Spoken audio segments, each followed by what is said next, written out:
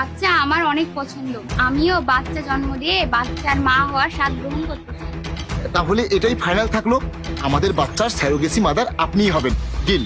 কিন্তু আমি যখন একটা বাচ্চা জন্ম দিব তখন তো আমার ওর উপর একটা অধিকার থাকবে, তাই না?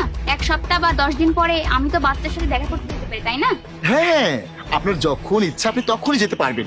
আপনি শুধু এই ডিলটা ফাইনাল করুন, যাতে আমি কয়েক মাস পরে আমার ওয়াইফকে সারপ্রাইজ দিতে পারি। হ্যাঁ,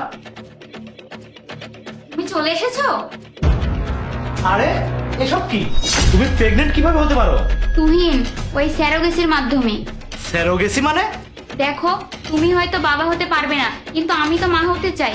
আমি মা হওয়ার স্বাদ পাওয়ার জন্য একজন লোকের সাথে ডিল করেছি।